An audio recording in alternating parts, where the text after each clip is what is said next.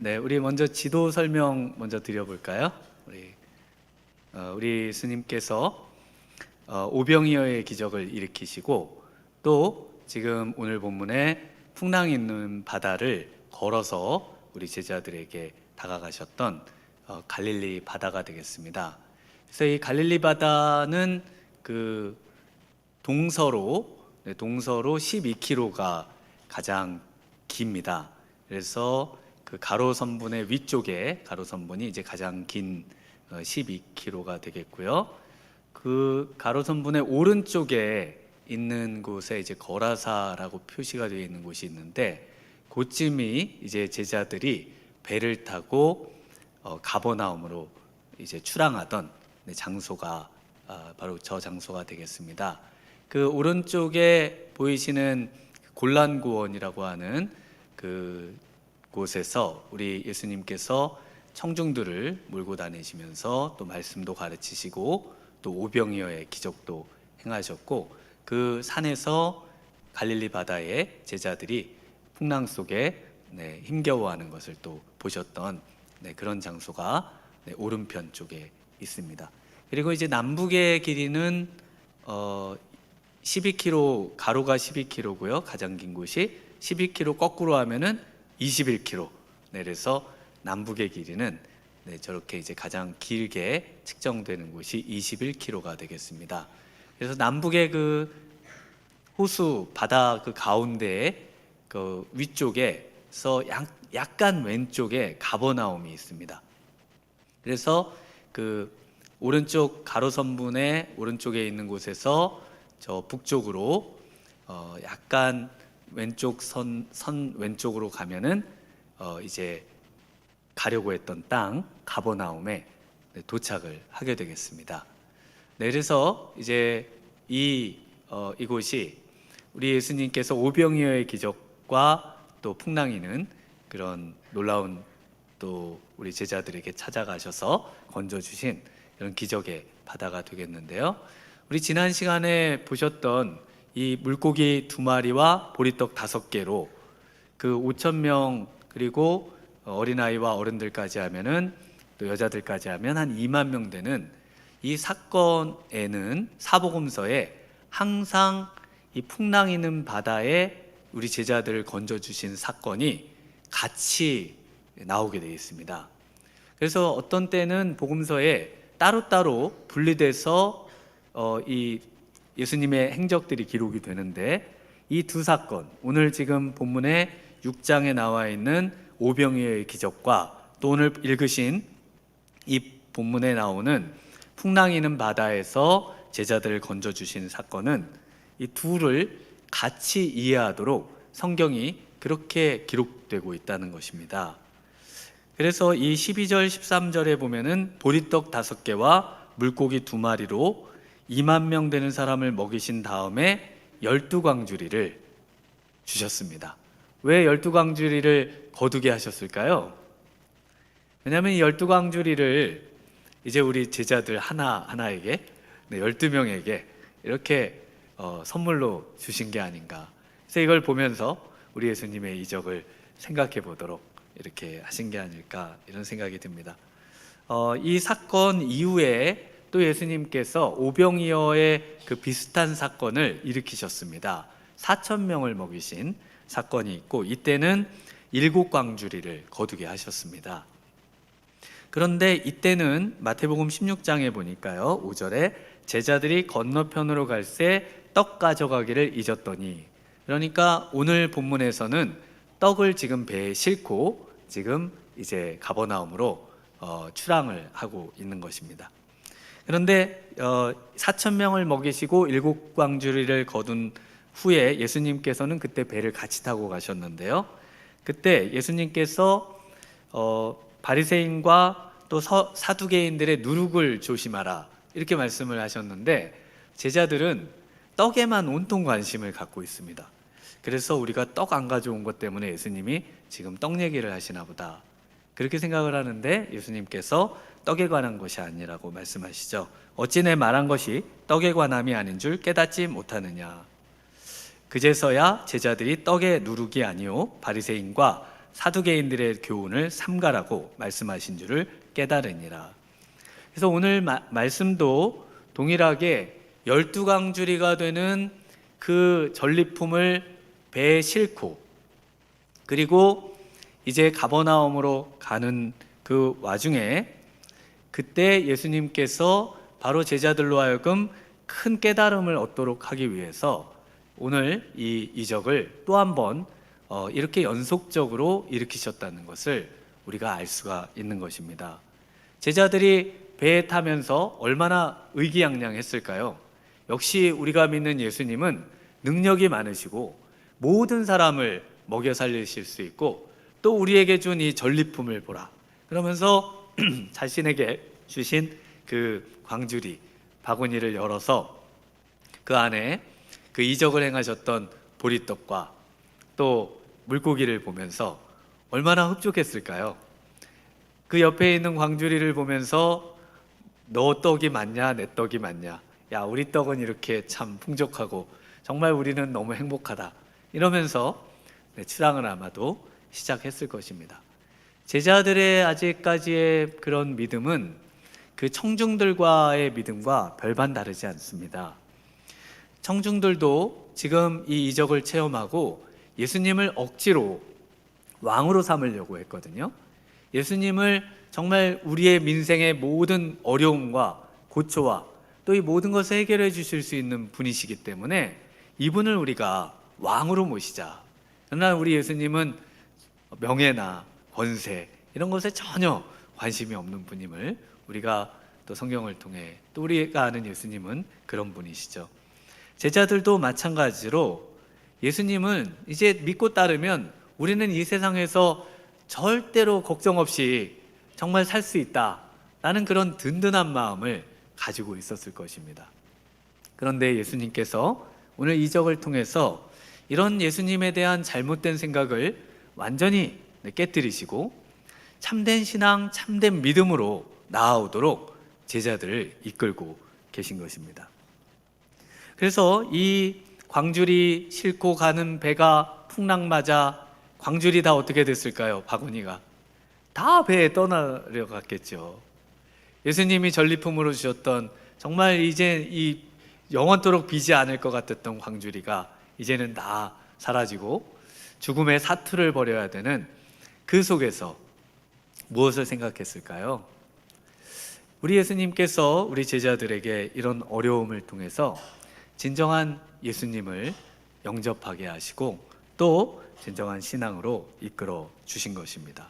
그래서 우리의 신앙에 어려움이 있다는 것은 그것은 어려움에 멈추지 않고 우리의 신앙을 성장시키시고자 하시는 우리 주님의 깊은 뜻이 있는 것입니다. 또 이 어려움은 고난을 가장한 그 중심에는 정말 축복이 있는 것이죠. 우리 성도님들이 정말 이 고난 속에 있는 축복을 바라보면서 혹시 현재 당하는 모든 어려움들이 있다면 그 어려움 속에 우리 주님을 더 깊이 신뢰하시는 그런 성도님들 되시면 좋겠습니다. 이 이야기에는요, 베드로가 주님이시라는 것을 알고 나를 물 위로 걸어오라고 해서 걸어가다가 풍랑이 있는 것을 보고 빠져든 사건도 이 사건하고 똑같은 내용을 가지고 있습니다.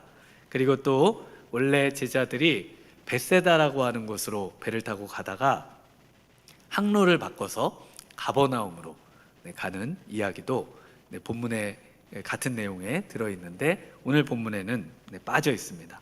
오늘 본문에는 너무나 아주 단순하게 사도 요한이 선택과 집중을 통해서 인생이라고 하는 그런 항해 그리고 목적지로 가는 그 항해에 그 풍랑을 만나고 그리고 예수님을 영접함을 통해서 진정 가려고 하는 땅에 도달할 수 있다는 아주 명쾌한 그런 진리를 우리에게 전달해 주고 있습니다. 인생은 항해와 같죠. 그래서 이 항해와 같은 인생에서 목적지에 도달하기 위해서는 예수님을 영접해야 한다. 이것이 주제라고 할 수가 있겠습니다. 그래서 성경이 말하는 인생 항해에서 어떻게 우리가 승리하고 또 성공할 수 있겠는가 하는 점을 오늘 같이 생각을 해보도록 하겠습니다. 네, 인생 항해에는요 반드시 무엇이 있을까요? 네, 예상하지 못하는 큰 바람이 있다는 것을 먼저 깨달아야 한다는 것입니다. 우리 16절에서 18절 같이 읽어보겠습니다. 저물매 제자들이 바다에 내려가서 배를 타고 바다를 건너 가버나움으로 가는데 이미 어두웠고 예수는 아직 그들에게 오시지 아니하셨더니 큰 바람이 불어 파도가 일어나더라. 네, 오병이어라는 인생의 큰 감격과 승리를 경험한 제자들, 그리고 이제 가버나움이라고 하는 곳으로 갑니다. 그런데 이 가버나움을 21절에는 가려던 땅이다 라는 말로 바꾸어요. 그래서 이 갈릴리 바다라고 하는 아주 조그마한 이 호수 같은, 이 바다 같은 이 조그마한 곳에서 일어난 항해가 인생 전체에 어떤 목적을 향해 가는 항해로 확대시켜서 우리에게 이해하도록 말해주고 있는 것입니다. 마치 오디세우스가 자신의 고향 이타케로 돌아가는 그 오디세이아라는 책이 있지 않습니까? 그래서 그 항해에 가는, 고향으로 가는 그 과정 중에 수많은 어려움을 겪죠. 그러면서 정말 인생의 그 진정한 영웅, 진정한 승리자가 누구인지를 그 책에서도 말을 해주고 있습니다. 그 트로이라고 하는 그 도시를 점령하고 수많은 영웅들이 이제 정말 자신들이 영웅이라고 생각했지만 막상 고향으로 돌아가는 데에는 다 실패합니다. 고향으로 돌아가서도 또 실패하고 가는 도중에도 실패하고, 그런데 이 오디세우스는 이제 그 고향으로 무사히 돌아가는 그런 내용, 진정한 영웅상을 또 보여주고 있습니다. 마찬가지로 오늘 오병이어의 기적에서도 그 비슷한 이야기를 우리 사도 요한이 말하고 있습니다. 뭐냐면 바로 오병이어라고 하는 큰 기적, 그리고 모든 사람들이 놀랄 만한 그런 어떤 이적을 경험하는 그런 인생이 진정한 성공한 인생이 아니라 정말 이제는 그 안식의 땅, 가려고 하는 땅, 위로의 땅, 가버나움이라는 뜻이 위로의 땅, 긍휼의 땅이라는 뜻입니다. 그 땅으로 도달하는 인생이야말로 진정한 성공한 인생이라는 것을 보여주는 것입니다. 작게는 가정으로 무사히 복귀할 수 있는 사람이 성공한 인생입니다.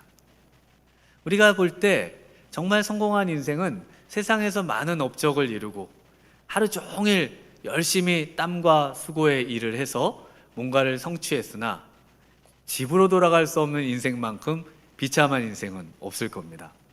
인생에서 많은 걸 얻었는데, 그런데 마지막에 가정으로 복귀해서 돌아가려고 보니까 자녀들은 아버지를 알아보지 못하고 부인도 남편을 외면하고 가정으로 복귀할 수 없는 그런 인생은 정말 비참한 인생이라는 것을 우리가 알 수가 있지 않습니까?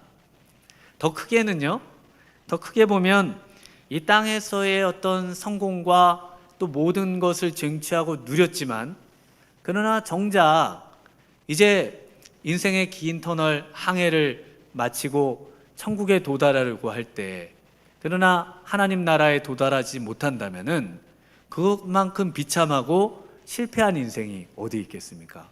광주리를 아무리 많이 얻고 금을 넣고 보석을 넣고 뭐 성공을 넣고 해서 광주리를 많이 채워놨다 할지라도 그 목적지에 도달하지는 못하는 인생이라면은 실패한 인생과 같다는 것이죠.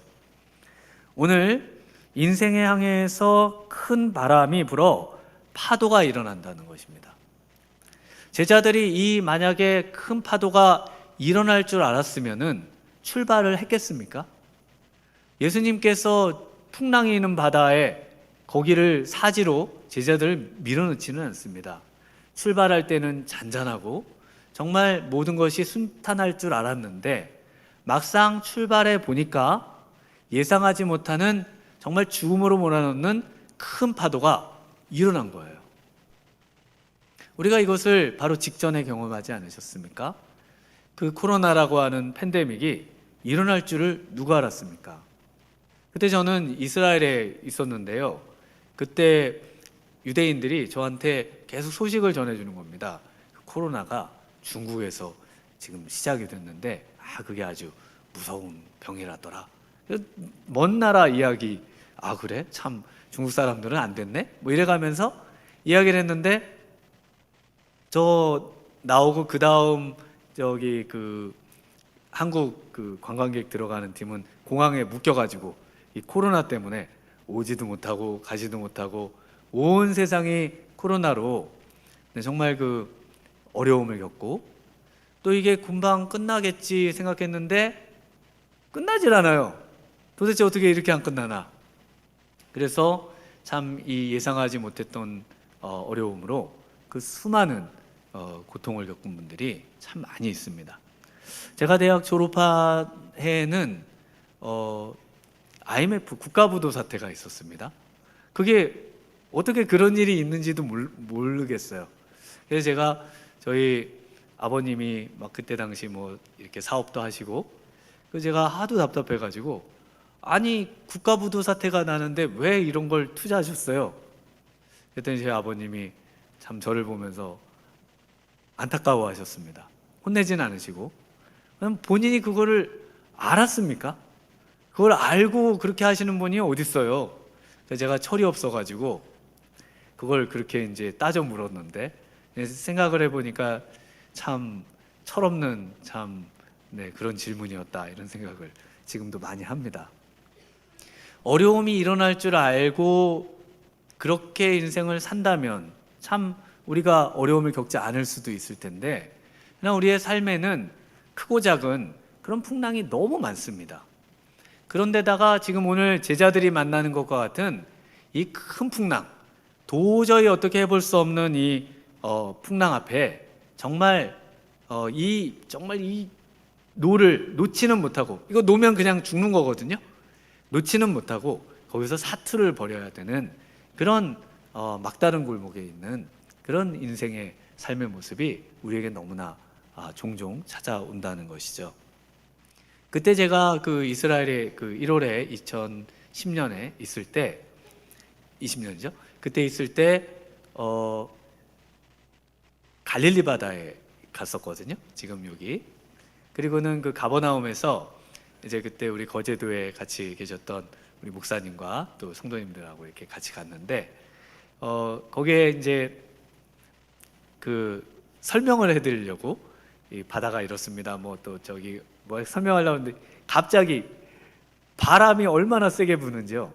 파도가 정말 태풍 같은 파도가 막 일어나고요. 그리고 막 비가 쏟아지고요.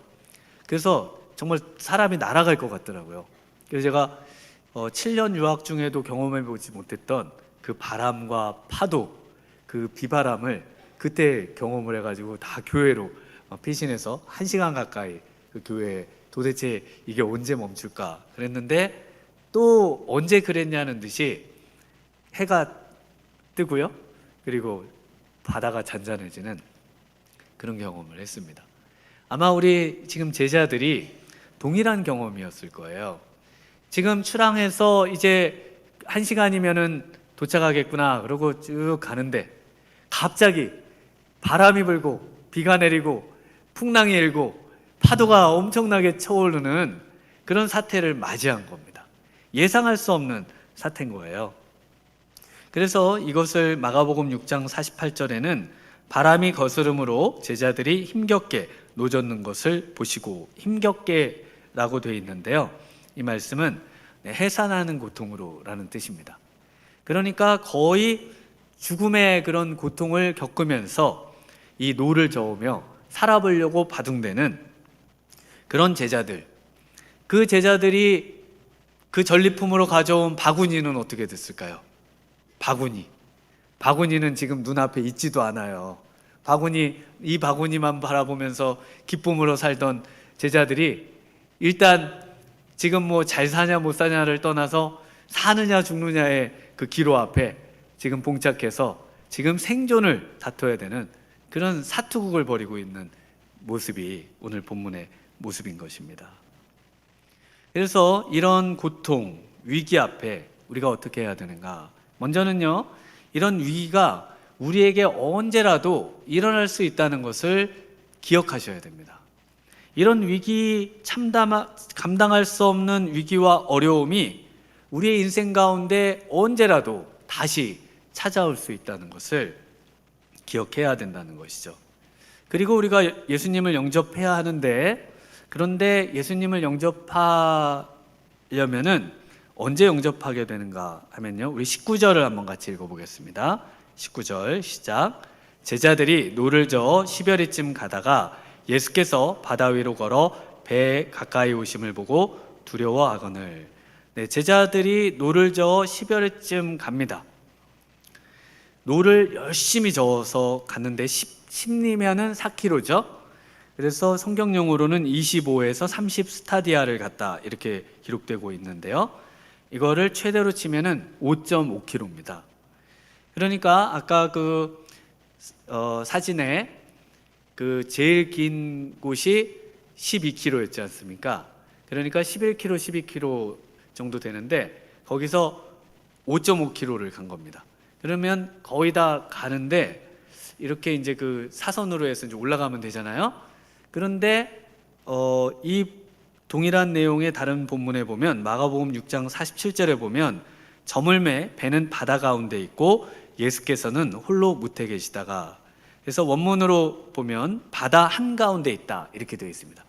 그러니까 동그란 갈릴리 호수의 한쪽 오른쪽에서 이렇게 가면 되는데 배가 이렇게 내려온 겁니다.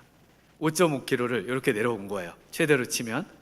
그래서 갈릴리 바다의 정 가운데에 있습니다. 조금이라도 육지 쪽으로 갔으면 살 소망이라도 생길 텐데 노를 젓고 애를 쓰면 쓸수록 배는 점점 폭풍의 중앙으로 가고 바다의 한가운데로 가서 살 길이 점점 없어지는 그런 안타까운 현실에 봉착하게 되는 거예요. 그런데 더 놀라운 것은 예수님께서 이걸 보고 계시다는 겁니다. 마가복음 6장 48절에 바람이 거스름으로 제자들이 힘겹게 노젓는 것을 보시고. 왜 이게 놀라울까요? 보시기만 하고 도와주시지를 않으세요. 도와주시지를 않으세요. 그래서 언제 도와주시냐면 밤 사경에 예수께서 바다 위로 걸어서 제자들에게 오시니. 그래서 생각해 보셔야 되는 거는 예수님께서 왜 도와주시지 않으실까 라는 거예요. 그래서 밤 사경에 오셨는데요, 이 밤 사경은 밤을 4등분을 한 겁니다. 4등분을. 그러니까 지금 저물매 제자들이 배를 타고 가버나움으로 떠났지 않습니까? 12광주를 싣고 노래를 부르며 행복하게 출항을 했는데 저물는 그때가 일경입니다. 그래서 밤을 4등분하면 6시쯤 해가 진다고 치면 6시에서 9시가 일경이고요. 그 다음 9시에서 12시가 이경이고, 그 다음에 3경이 12시에서 3시, 그 다음에 4경은 이제 해가 뜰 때까지. 그래서 이제 3시에서 대략 6시, 5시나 6시 요쯤 이렇게 해서 4경을 이렇게 구분을 합니다. 그러니까 배가 출항하던 때는 저물 때니까 6시로 잡으면 4경에 예수님이 최대로 잡으면은 새벽 6시에 도착을 하신 겁니다. 그러면은 몇 시간을 배에 있었어요? 12시간을 배에서 열심히 노를 저으면서 사투를 벌이면서 1시간도 아니고요, 시작해서 가장 막바지까지 버티다 결국 최한계점에 도달할 때 예수님께서 배 한가운데 오셔서 그리고는 제자들을 구해주시는 모습을 보실 수가 있습니다. 예수님께서 왜 이 가장 소망 없는 시간까지 지체하고 또 우리의 기도를 들어주시지 않고 또 우리의 어떤 상황에 정말 머물러 계시는 그런 응답이 더딘 그런 상황으로 내버려 두시는 것일까? 우리가 기도할 때도 동일한 그런 기도에 답답함을 느끼실 때가 많이 있습니다. 그래서 우리가 기도해도 들어주시지 않으시기 때문에 기도할 필요가 없다, 기도를 포기하시는 분도 많고요. 또 우리 예수님은 우리의 구원자가 아니신가 보다, 또 하나님은 우리를 사랑하시지 않나 보다, 이렇게 하나님의 사랑을 의심하고 신앙에서 떠나가는 분들도 많이 있습니다. 왜냐하면 예상할 수 없는 이 풍랑 속에 도저히 정말 하나님이 계시다면, 예수님이 계시다면 우리를 이렇게 내버려 둘 수는 없다, 이런 생각 때문에 그러시죠. 만약에 우리의 바람대로, 또 우리의 노젓는 노력대로 이 모든 것이 해결된다면 어떻게 될까요? 어떤 그 나이든 신앙 있는 부부가 있었습니다. 이 부부가 늘 기도하며 이제 인생을 행복하게 사시는데, 이 남편분이 한 번은 이런 기도를 하나님께 드립니다. 이 나이든 이 할머니랑 같이 살려니까 좀 지겹기도 하고, 하나님, 저에게 20년 젊은 여자와 살 수 있도록 하나님 좀 기도에 응답해 주시면 좋겠습니다. 기도를 했는데 하나님이 기도에 응답을 주셨어요. 그래서 아침에 눈을 떠 보니까 아내는 그대로인데 본인이 20년이 늙어버렸습니다. 네, 하나님이 우리의 기도에 그대로 응답을 해주신다면은 사태가 더 악화될 수 있습니다. 그래서 하나님은 기도에 잘 응답을 안 해주시고 머무시고, 오히려 우리의 뜻대로 응답하시지 않는 이유, 결정적인 이유가 있다면은 우리의 유익을 위해서 그렇습니다. 그 이유는요, 바로 제자들이 지금 예수님께 도와주세요 기도를 해요. 근데 예수님이 바로 도와주시러 오셨어요. 야, 역시 내 기도는 능력이 있는 기도야. 내가 기도하니까 다 들어주시네. 조금만 어려운 일이 있으면은 기다려보세요, 제가 기도하면 다 응답해 주십니다.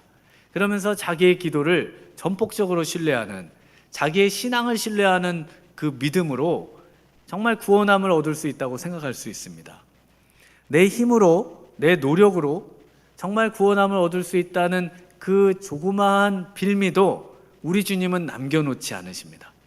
제자들이 조금만이라도 힘으로, 의지로 살아낼 수 있다면은 그것이 예수님이 안 도와주셔도, 안 도와주셨어도 내가 조금만 애썼으면 저기 육지에 도달해서 다 살 수 있었는데 뭘 또 도와주시러 오셨을까, 이렇게 생각하실 수도 있고요. 또 제자들이 기도는 하지만, 그러나 그 기도가 역시 내가 기도하면 예수님은 요술망망이처럼 바로바로 오셔서 필요한 거 누르면 바로 나오고 다 알아서 다 구원을 해주시는구나, 내가 구원받을 뭔가 근거가 있나 보다, 이렇게 생각하는 그런 교만함이, 자기 의가 아직 그 안에 있기 때문에 예수님께서는 완벽하게 자기를 포기하고 자기를 부인하고 또 자기 의를 상실한 그런 인생에게만 찾아오시는 것입니다. 주님, 저는 아무것도 이제 할 수가 없습니다. 제 힘과 의지로는 이제는 살 길이 전혀 없음을 고백합니다. 주님이 살려주시면 사는 거고, 그냥 주님이 안 도와주시면 저는 죽는 겁니다. 자, 주님 뜻대로 해주세요. 그런데 도와주시면 좋겠습니다. 라고 그 빈 그릇이 되어서 빈 손을 내밀 때 뭐가 들어있는 손이 아니에요. 그 빈 손, 그것을 믿음이라고 하죠. 그 빈 마음을 믿음의 마음이라고 하는 것입니다. 그때 우리 하나님께서, 우리 예수님께서 찾아오셔서 우리를 건져주시는 것입니다. 그래서 오직 믿음으로만 구원을 받는 것입니다. 믿음으로 사는 인생을 만드시기 위해서 우리로 하여금 그런 풍랑이는 모든 어려움 속에 즉각 도움을 주시지를 않고 최대한 우리의 믿음을 끌어올리시고, 최대한 우리의 믿음을 단련하시고, 최대한 우리가 믿음으로만 구원 얻음을 깨달을 수 있도록 하기 위해서 우리 주님께서는 우리를 그런 상태로 내어버려 두시는 것입니다. 그 어려움 속에 나를 찾아오시는 예수님, 그분을 우리가 모셔드릴 수 있도록 그 상태가 될 때까지 우리를 내어버려 두시는 것이죠. 우리 20절에서 21절 같이 한번 읽어보겠습니다. 이르시되 내니 두려워하지 말라 하신대 이에 기뻐서 배로 영접하니 배는 곧 그들이 가려던 땅에 이르렀더라. 네, 우리 예수님께서 그렇게 자포자기하고 그렇게 이제 자기를 부인하고 또 자기의 모든 것을 내려놓은 인생에게 찾아오셔서 무엇을 말씀해 주시는가? 내니라고 말씀해 주시는 것입니다. 이 내니라고 하는 말씀은요, 요한복음 8장 24절에는 내가 그라 이렇게 말씀하시는 동일한 말씀인데요. 그러므로 내가 너희에게 말하기를 너희가 너희 죄 가운데서 죽으리라 하였노라. 너희가 내가 그인 줄 믿지 아니하면 너희 죄 가운데 죽으리라. 네, 그래서 내가 그라는 말하고 내니가 같은 말씀입니다. 그래서 이 영어로는 I am인데요. 이 헬라어로 에고에미, 내가 내니 나다. 그 다음에 아니 후, 내가 그다. 이 내가 그다라는 말을 이제 이렇게 내니라고 이렇게 표현을 하는 겁니다. 그래서 여기서 내가 그인 줄 믿지 아니하면 내니라는 것을 믿지 아니하면 너희가 죄 가운데 죽으리라 이렇게 말씀하시거든요. 그럼 이 내니가 뭐냐는 겁니다. 내니라는 말은 나는 있다라는 말은 하나님의 표현입니다. 하나님의 이름이에요. 그래서 모세가 하나님 나를 애굽으로 다시 보내시는 하나님 당신의 이름이 뭡니까? 그때 나는 스스로 있는 자다라고 되어 있지 않습니까? 나는 스스로 있는 자라는 말은 내니 반드시 내니라는 말입니다. 나는 있다 반드시 나는 있다라는 말이에요. 그거를 강조해서 이렇게 써놓은 표현을 이제 우리말로 번역할 때 스스로 있는 자다 이렇게 번역을 했습니다.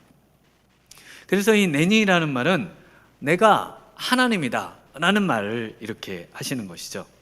그래서 이 나는 스스로 있는 자, 나는 있다 라는 표현은 우리 예수님은 영원한 현재라는 것을 말씀해 주고 있습니다. 예수님은 현재 살아계셔서 하나님은 죽은 자의 하나님이 아니라 지금도 살아계시는 하나님이고 그 살아계시는 하나님이신 바로 예수님이 지금 너희 함께 있다. 온 세상 만물을 주관하시고 마음대로 하실 수 있는 그분이 지금 너희 앞에 있다라는 말을 하면서 두려워하지 말라라고 하시는 것입니다. 예수님은요, 그동안 제자들이 떡바구니를 들고 야, 예수님 정말 우리가 언제라도 배고프면은 떡을 주시는 분, 정말 이 떡바구니에 떡이 떨어지지 않도록 해주시는 분, 그분만을 생각하고 있었는데, 그런데 이 떡바구니도 필요 없는 죽음의 그 총각을 다투는 앞에서 생명의 숨이 넘어가느냐 안 넘어가느냐 그 앞에서 떡바구니가 무슨 필요가 있어요? 떡바구니가. 제자들이 그 순간에 정말 내 인생의 삶의 생존의 유일한 근거가 되시는 그 예수님, 그분이 그 앞에 나타나서 바로 내가 너희를 구원하실 할 수 있는 하나님이다 라고 자신을 드러내시는 것입니다. 그래서 배에 오르신 후에 제자들이 뭐라고 고백하는가 하면요, 마태복음 14장 33절에 배에 있는 사람들이 예수께 절하며 이르되 진실로 하나님의 아들이로소이다 하더라. 예수님을 진정 하나님으로 알고 이제 더 나아가서 정말 부활하셔서 지금도 살아계시고 오늘 예배 가운데 촛대 사이에 역사하시며 우리 예배를 받으시고 우리를 만나주시기를 원하시는 그분이 지금도 우리에게 다가오시기를 원하시는 겁니다. 그런데 그분이 언제 보여요? 바로 생명의 그런 촌각을 다투는 순간에 예수님이 보이는 겁니다. 그 순간에 예수님이 눈에 들어오는 거예요.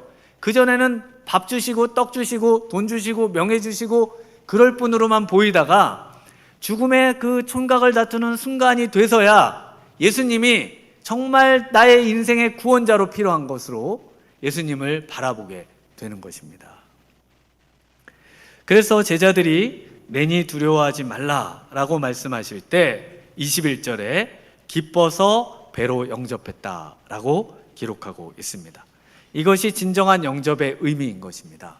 여러분, 영접은 요한복음 1장 12절에 영접하는 자 곧 그 이름을 믿는 자들에게는 하나님의 자녀가 되는 권세를 주셨으니, 영접하는 자, 우리 예수님을 믿고 영접하면 하나님의 자녀가 되는 권세를 주신다니까 그냥 한번 영접하겠습니다. 네, 들어오세요. 괜찮습니다. 들어오세요. 영접하죠 이런 영접이 아닙니다. 그 영접의 의미를 지금 확실히 요한이 알려주기 위해서 지금 오늘 본문에 영접이라는 말을 쓰면서 이 말을 어떤 의미에서 영접인지를 알려주고 있는 겁니다. 영접은 예수님 외에는 그 다른 어떤 누구에게서도 구원의 소망을 발견할 수 없음을 깨닫고 그분 아니면 안 된다는 마음으로 기쁨으로 그분을 받아들이는 것. 예수님 아니면 정말 삶의 소망이 없습니다. 예수님 당신이 우리의 배에 올라오셔야 됩니다. 우리의 항해의 키를 주셔야 됩니다. 라고 정말 마음에 그분을 받아들이는 것. 그리고 그분만이 나의 구원자이십니다. 하나님의 아들이십니다라고 믿음의 고백을 하는 것. 이것이 영접하는 자, 곧 그 이름을 믿는 자들에게 하나님께서 하나님의 자녀가 되는 권세를 주시는 것이지, 예수님도 오시고요, 부처님도 오시고요, 좋은 건 다 오세요, 다 저는 영접합니다, 괜찮습니다, 예수님도 부끄러워하지 말고 들어와 주세요, 이런 식의 영접은 영접이 아닙니다. 그걸 여기서 영접하는 것이라고 얘기하는 게 아니라는 것을 말씀해 주고 계시죠. 라오디게아 교회에 이렇게 예수님이 말씀하셨습니다. 볼지어다 내가 문 밖에 서서 두드리노니 누구든지 내 음성을 듣고 문을 열면 내가 그에게로 들어가 그와 더불어 먹고 그는 나와 더불어 먹으리라. 라오디게아 교회가 어떤 교회입니까? 네, 부유하여서 가난한 것을 보지 못하는 교회예요. 어쩌면 오늘날 제자들의 모습하고 똑같습니다.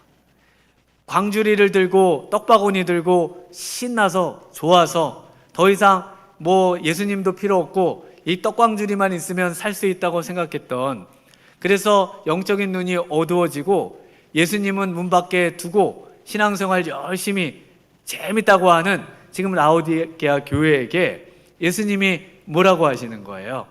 난 문 밖에 있는데 너희들이 나를 기쁨으로 영접하지 않겠느냐. 예수님 그냥 계신지 밖에 계신지 안에 계신지 괜찮습니다. 상관없습니다. 예수님은 어디 계시든 우린 떡광지리 들고 지금 신나고 행복하고 잘 살고 잘 먹고 잘 있습니다. 좋습니다. 예수님이 너무 안타까워하시면서 누구든지 기쁨으로 그 가운데 있더라도 문을 열고 나를 영접하면은 내가 그에게로 들어가서 정말 그에게 구원을 주시겠다.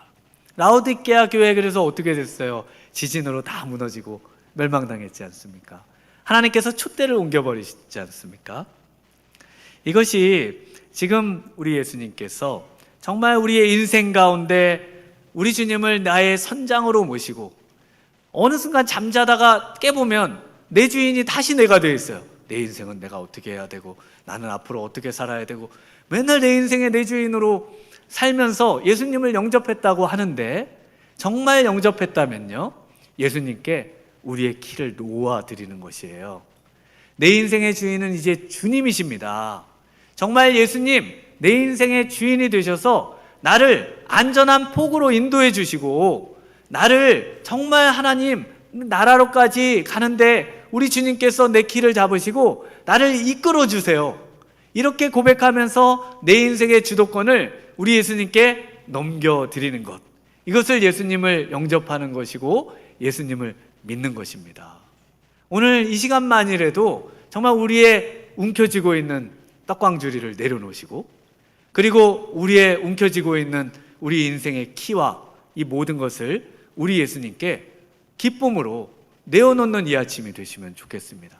내가 주인 삼고 있는 모든 것을 우리 주님께 내어놓고 정말 주님께서 내 삶의 주인이 되시도록 모셔드릴 때 우리를 안전한 곳으로 정말 천국으로 인도해 주실 줄 믿습니다. 네, 이 시간 우리 한번